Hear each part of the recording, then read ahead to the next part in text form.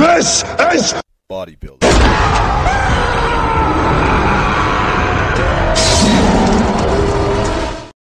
Gentlemen, so I guess I have been kind of reserved about who I am. Let me give you some insight as to who I am. As you can see here, I'm playing pool. Basically what I did was I shot for about an hour. I took, I think I took about 3 or 4 games to show you guys. Kind of like bodybuilding, there's a lot that goes into something that people don't see. What I did basically to make the pool a little bit more interesting is I cut out a lot of the thinking aspect to this game, and I just basically show you the shots. So basically most of them are me almost running the table. I never quite ran the table. I mean, I have many times before, but just on this day, I always had a failure point, a sticking point, and that's kind of like the theme of this video, if you will. But I digress. I kind of just want to share a story with you guys. I'll call this pool stories. Basically, how I started playing pool was, I would say I was a raging alcoholic. I wouldn't. Most people wouldn't call it an alcoholic, but basically it was. I used to binge drink, and when I used to play pool, I would just sit there and suck back a few Jack Daniels and just play pool by myself. And that was always how I did it. I was always playing pool by myself, just as you see me here. And I personally feel that pool saved my life. When some of my friends that were involved in bad things, I was always school oriented. I would just say, you know what, I'm gonna go play pool, man. Do what you got to do. I'll see you at the club or whatever. I'll meet up with you later.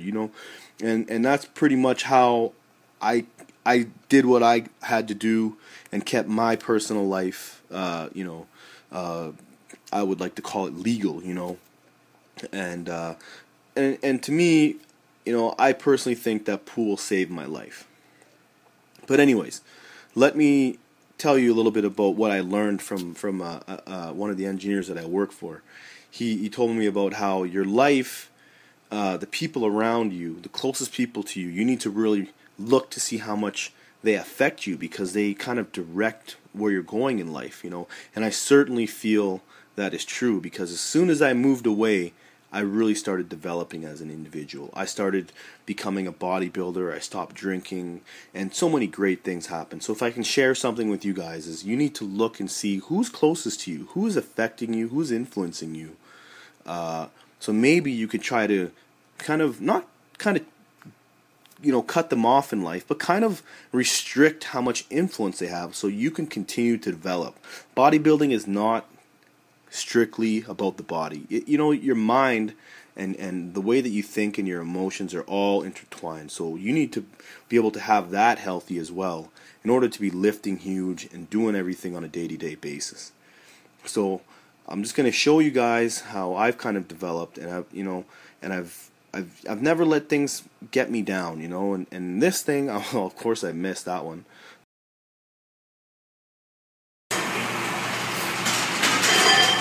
It's spoon feed runner-ups.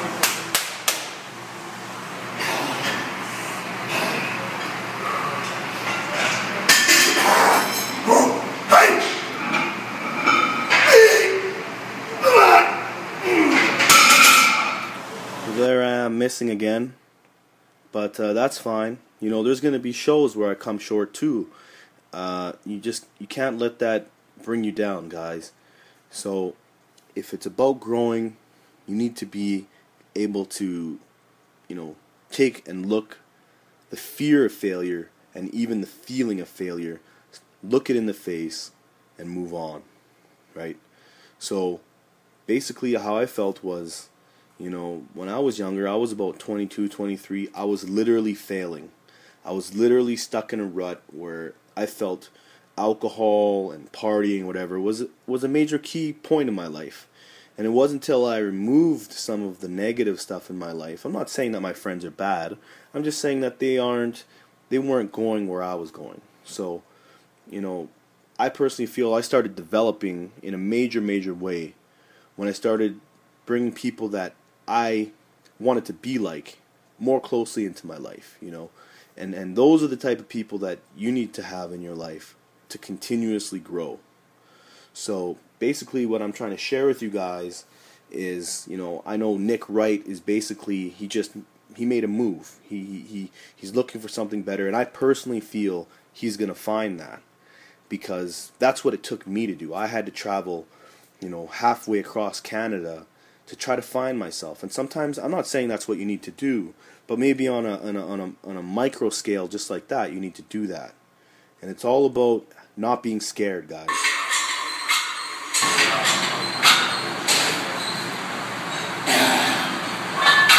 Big breath, come on.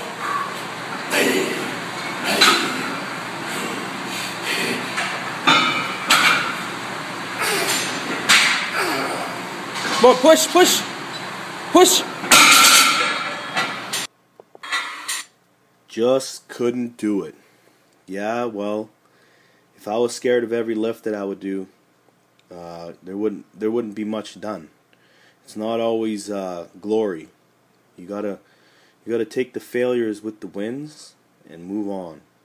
So here I am. I'm doing what I love now. I learned how to play pool because I always wanted to stay away from the bad stuff. Like I said, pool saved my life. I would always do what I had to do and keep all the negative away from me. And here I am. You know, any kind of stress that I have a hobby. Not necessarily bodybuilding right now. I'm playing pool, which is my second favorite thing to do. So moving away from me was a major change in my life, and here I am just playing pool. This is something that I love to do. You guys got to find. It's not always about bodybuilding. It's about, you know, doing what you love to do, and it just so happens that I love bodybuilding. You know, and for some people, they say that it's a grind. They don't want to do it. The part of me I always knew deep down, even when I was slobbery drunk playing pool, was that I was saving money for something better. I was saving and I was looking forward to the future, and here I am now, you know, living pretty comfortably, because I always knew deep down that there was something for me. And when people tell you, you know, you can't do it, you know, you'll never be a bodybuilder, you'll never be big. You need to just look away from that, and just, if that's what you know you can do, just put that negative energy and channel it, and you can do it. Channel every shred of energy you can get, positive or negative, and push forward, gentlemen. There I go, missing again. Let's go, man. Big push, big breath, come on.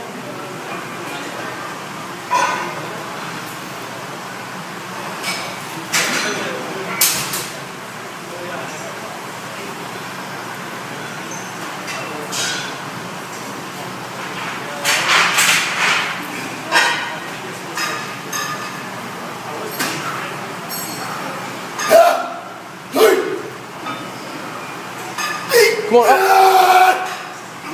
up. Up. Shrug it up. There you go.